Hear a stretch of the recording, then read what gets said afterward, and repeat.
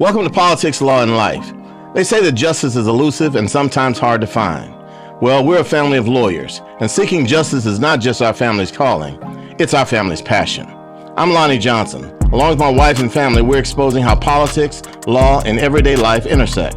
We bring perspectives informed by politics, sharpened by the law, and refined by our individual life experiences. So join us in the discussion, Politics, Law, and Life, where every story finds its verdict. Welcome to Politics, Law, and Life. We're the Johnsons. I'm Tiera. I'm Antoy. I'm Tiera. And I'm Antoine. And I'm Eartha. So today we're going to talk about politics. Now, we've all been involved with politics in some level. A lot of people tell you, oh, I don't get involved in politics, I don't do that. Well, that's basically you saying you don't vote because you are involved in politics, so politics is involved with you. Whether it's looking at where you go to school, the roads on your street, everything about your life is dictated by politics. So the question for us right now is, what is it that you find most distasteful about politics? Now, I'm not talking about an individual, because we can all agree on that real quick. I'm talking about politics in general. What do you find to be most distasteful? And we'll start with you, Tiera, and just work our way down. We should probably start with Antoine, because... Go on, Antoine. There's a lot of stuff distasteful about politics. Largely because of the fact that it's all for sale. It's all controlled by money. If you don't have any, you don't get a voice, you don't get to say so. And that the biggest thing in my mind that affected that most was Citizens United, when it basically became a rule that corporations could contribute limitless amounts of money to political candidates. That's how you have like an Elon Musk can go and buy himself a president. It's all for sale now. So, I mean, I understand why a lot of people don't vote, because it seems like the game is fixed. And to a large part of that is kind of true. Same reason we had the same senators and congressmen in office for 20, 30, 40 years. They hold these positions, and then it becomes a point where they no longer care about doing what's right for people. It's about keeping their position. They identify themselves as, I'm this congressman, I'm this senator, and they'll do whatever necessary to keep their job, even if it means going against the principles that they started with initially. But the only thing I'll say about that differently, I can see how that can be approached, but some of that is on us. The reality of the situation is you do have people that are out there that they don't have the ties to the money, but they have good ideas and they have vision and they have things that they want to do to actually make a change in their community. But we were so big and sold off by a soundbite, we don't even give any play to actually doing some research ourselves. You got people out here hustling in the community that will do good work, and they step up to run for these offices. But because we won't be bothered to do anything other than look at a TikTok or hear a soundbite on the news and do any research on ourselves, we find ourselves in the position we're in. So, yes, politicians, some of them are morally and in all ways corrupt. But the other flip side of that is there's some that are good, and we ain't putting in the work to get what we deserve. And that sometimes is on us. Yeah, I agree. I think my thing with politics is people, they get elected, but they're not their authentic self. They run on a platform, and then they get to the point where it's not anymore what they ran on, it's what's in their best interest. And that's the thing that I think everybody can change their mind. I'm all for changing your mind if you find something different. But why do you change your mind? Is it for the public good, or is it for the individual benefit? And that's where I find the disconnect. And another thing, I didn't realize how important politics was until actually when Lonnie was when he was lobbying. Because up to that, I voted in every election, even the off elections, all of my life. I researched people, but I didn't understand how those machines operated. How that sometimes just given to a political candidate's campaign, sort of like given to, and I shouldn't say this because of lawyers, but you give to somebody's campaign, and they're more likely to do something to appease you. And I saw that too much. I saw that too much in D.C. More so, it wasn't my money. I never really got a benefit because I think that I don't give to get a benefit. But I watched that happen. And I saw you draw back because I know you just hate that little sweet spot. No, it's because I agree more with Tiera. It's on us. I mean, a corporation can spend $5 million to try and turn a race, but they can't vote. So the voting comes down to the fact that as opposed to looking at the issues, and trying to find out the issues that are best for you and people like you, we will listen to a soundbite. And so if someone can get money from a corporation or get money from someone else and run commercials, we'll take the soundbite and not look into what the person is all about. So we put them in a position where I've watched them. They run for election, they're elected, especially members of Congress. They're elected today. They may take tomorrow off, and now they're only a 2-year term. They're starting to raise money for the next election because they know you're not going to listen to anything other than the sound bites and the TikToks, and you're not going to study their record. They all have a platform out there, but think of how many people go out to read that. So it comes down to individual votes and whether we're willing to take the time and make the effort to go out. And yes, I know the candidate has to make effort to go out and contact the people, but we also have to take some onus on ourselves and realize people saying I don't vote. I used to have a thing. I had John Lewis's phone, and I would call the phone him, and I would say, okay, call him and tell him why he has a metal plate in his head just to get people, give you the right to vote, and you won't take the time to vote. So a lot of it is on us. But I will say, one of the things I think that contributes to people selling out their communities and what they believe in, as opposed to doing the real work, is they get elected because they have some people just run for the title. But some people are elected because they have these lofty ideas and they see things in their system they want to change. They get there and they make their changes, but then the reality is then they're trying to hold on to the job and hold on to the title as opposed to moving out the way for somebody else's new ideas and new innovations to come and help move us forward. So they're running for the title and the power as opposed to the work. And I think we should have some term limits. Yeah, we should have term limits. Like, you got people sitting there that 80 years old still running for office, knowing they got young blood behind them that knows what's actually going on in the world. And meanwhile, they just trying to die a congressman or die a senator, making waves and making a whole bunch of rah-rah noise but not getting anything done. What about the ones who are 80 years old and getting things done? Find me one. There are several of them. That now, again, people look at, and I'll talk about Democrats right now because they're in the minority. They look and say, well, what are Democrats doing? Well, they don't have the power to do anything. The bottom line is it takes 218 votes to do anything in Congress. And if you don't have 218, you can make a lot of noise. You can, one of the best things that they've done this year, not being in power, was on this discharge position they just did to extend the Obamacare subsidies.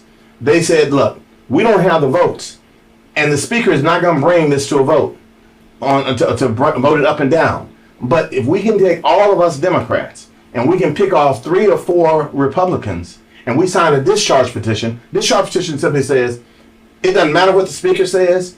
If 218 people sign saying we want a chance to vote on this, he has to bring it to the floor.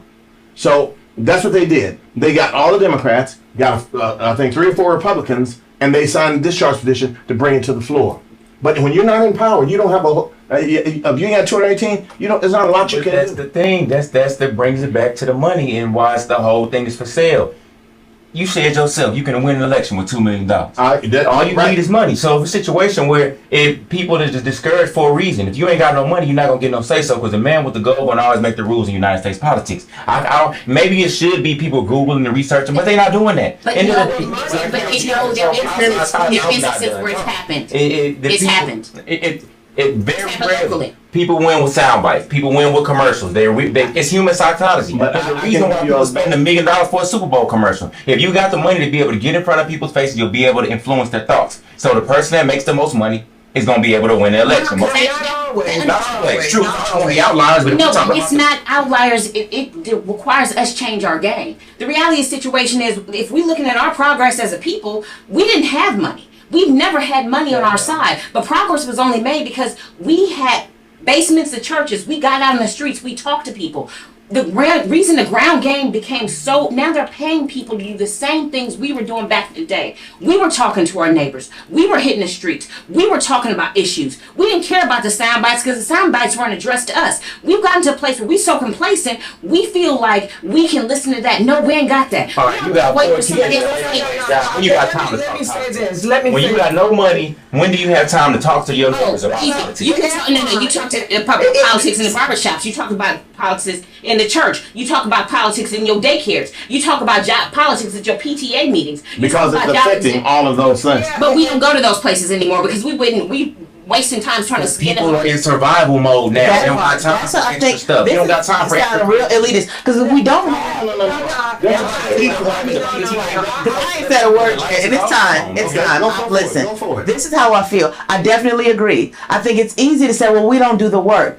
We also had back then, we had other people that spearheaded the mission. Okay, I'm going to do the work and I'm going to educate. I think that's what we're missing. We're missing the people to educate and inform the community. Yes, we don't have, everybody's not going to the barbershop. A lot of people don't go to church the way they used to go to church. The communities that used to build us up, that used to give us the information, those have dissolved. But you can't expect somebody, a working mom who got 2 jobs, 5 kids or more, doing everything, and then let me go in my off time. Research some Every politics. single Can I get my thought out? You got it out. I know I did. No, I've been quiet this whole time. Keep So going. I honestly think it requires empowerment. It requires community empowerment. It requires leaders, us to come out, and purpose of the podcast, and to educate and inform. I realized how I hated politics when we were trying to get you elected.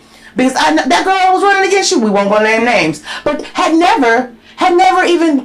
Wait, we can't drag. Okay, let's speak. I'll speak generally. I have learned that there are candidates that are title happy. You've never tried a felony case, but you want to be a felony judge. What make it make sense? But people don't know that. They recognize the name because she ran 1,000 other times. So in different capacities. I don't think that's right, but if we don't have people out there, not everybody's going to do the legwork. So that it requires the people that are not, the people that have the time to educate, empower, and inform those who don't. Yeah, I agree with that wholeheartedly. The things that I keep coming back to is we keep saying we don't have the time. I understand that, but back in the day, they didn't have the time. A lot of them, they made those sacrifices that we're not willing to make. I think about, we went to the Martin Luther King thing, and in this day and time, look at all those people. The reason we are in the seats we are is because people lay down their life for us, and they were willing to do that. We ain't willing to do that anymore. You get to people where you ask them to do a simple thing and they won't do it because it's more about us or what is in my best interest than the greater good of the all. And until we get to the point where we start thinking it's not just about us. Every time I vote, I've never voted for myself. I voted for y'all. I voted for my parents. I voted for my community because, to be honest, a lot of things that the Republicans have would probably be to my benefit when it comes to taxes and all of that. But I never voted that way. And then you think about the march. Just go back to that. Today, I guarantee you, think of the people that walk to work because they didn't want to ride the bus. We do that in this day and time. I gotta get to my place. You have a very vivid example to look at. Look at the Montgomery bus boycott. Yes. How many black folks were sitting on the bus? Look at the boycott they tried to do at Target. How many black folks do you see going to Target every day? Every single day. But how many didn't? Because there was a whole No. numbers changed. I'm not saying it didn't have an impact. It did. But my point is, a lot of folks, they just, it's like, I'm not getting involved. I don't want to do politics. I don't want to do any of that kind of stuff. It's not convenient for me. And I've looked at folks, black folks who have the means to contribute to candidates. And it's like we complain about the government that we have, but we're not willing to invest in the government that we want. But that's the thing. I don't think people realize how high the stakes are. I don't think people realize what the detrimental impact a vote cannot have. I can speak firsthand on this. I do that bail shift. And they just changed this law where they're starting to really come down. Like people aren't getting bonds on ag assaults. This literally just happened last week, where it's an ag assault. It was a girl, no criminal record whatsoever. Matter of fact, she used to work for TDC. Was a correctional officer. Her sister is going through problems. Then had CPS in her life, all kind of extra stuff. And her sister said that she threatened her with a knife, and she didn't get no bond. She sat there crying, like, I got work tomorrow. I got 4 kids. But that was the election that we just had, those constitutional amendments where they voted for ag assaults. You ain't getting a bond, and because it's new, they haven't gotten through the nuances of how these hearings are supposed to work. That lady right now is sitting in the Harris County Jail without a bond Because we didn't vote. Why? Because we didn't the vote. audience to know why. Because they what changed the law. but what is the law says that prohibit There are certain crimes that you don't get about. Well, after the state has to show that there's the use of a deadly weapon or threat of a deadly weapon for ag assaults. But there's a bunch of different. I don't want to just because there's a list and I don't want to leave any of them out. But there are violent crimes, certain violent crimes you're not able to get a bond for. Even if you didn't, even if it's just somebody's word, It can be somebody's word. If there's an allegation that there's been a firearm, a deadly weapon used, then you can be held without bond. So Murder, murder, ag assault is the one ag that assault, gets serious you. bodily injury, ag assault, threat. an ag assault is aggravated. Aggravated assault is threaten or exhibit a deadly weapon or threaten to exhibit a deadly weapon. So you can have somebody at no bond where they didn't have a weapon, then they threatened to use And a deadly they don't get a bond The just person because did. somebody said it. Well, that's because there was a change to the law, and the change to the law required a vote. But I think that I agree with you, but I think that and maybe I'm oversimplifying, but the we just doesn't apply to us as voters. The we requires all of us, and I mean even the candidates. When you get out, stop discounting yourself because you don't have the money for a TikTok or a news commercial. You know what you can do? Go to all the places where you do your work, where you volunteer, where you help out, where you meet people where they are. Yes, we are in an age where you get this quick news on TikTok and everything else, but it's no substitution for getting out in the streets. I disagree. People voted. They voted on the Constitution. They just voted, hey, we wanted to change the Constitution. The education was not there to explain exactly What it that means. meant. And they needed to put it in TikTok because that's where people consume the information. You can't keep doing things the old way, put it in the newspaper and someone go get the newspaper delivered to their driveway and read what happened. It's not like that anymore. Okay. You have to meet people where they are. Where they are. So They on we would- Instagram, TikTok, and all that stuff. And if TikTok is free, Instagram is free, and if you meet them there, fine, for free. But your argument is money controls it all, and if you don't have money, then you can't have anything run. No, that really can't be the case because let's be honest, there were some of these amendments that came through and they passed or they didn't pass. Let's look at Prop 8 when they were trying to go ahead and give money to HISD. They've been trying to give them money to HISD for years. They did commercials. They did everything else in the world. Where did they get their good old solid 60% no? Because people were talking at the PTA meetings. People were showing up at your house saying, hey, we going to give taxes when we have say over how our taxes are going to be spent with our children. They didn't have any money for that. It was not organized with money. What it was is word of mouth. So I can't sit here and co-sign on if you don't have money, that's the only way to make it happen. Well, no, if you don't have money, go all around Congress it. now been there about 6 years. When she first ran, she was running. She's a Democrat. She was running in a Republican district, and she started running like 2 years before the election. And she walked and knocked on doors in every neighborhood in her district. She took the time, she knocked on doors, she sat down and talked to people. And that's sometimes that we discount it. And I understand what you're saying about people need to go out and tell people what the stakes are, but sometimes you tell them. A lot of times what we find is we have people who don't vote because they don't have someone they agree with 100% of the time.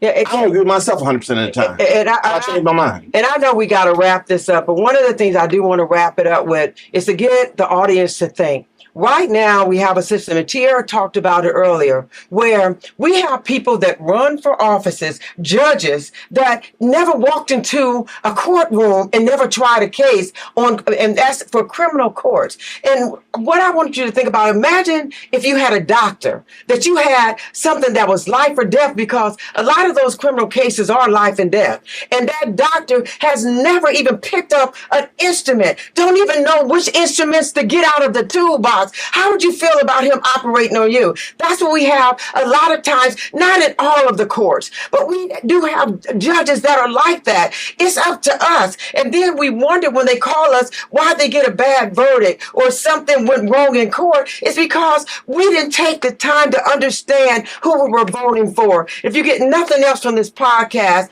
is that we got to start or be the change that we want to see. As I wrap up, I ask you to do one thing. Go and look at the last midterm election and look at the percentage of people who voted. And I especially I'd say that to our black community. If the registered voters, if the black registered voters voted in these midterm elections, we control everything in the county. Because people don't vote. We have like situations where you have 35% of the registered voters who vote. If we turn down in that number, we become the majority.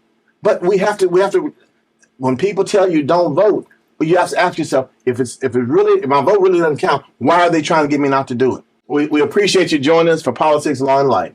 Another spirited discussion where every story gets its verdict.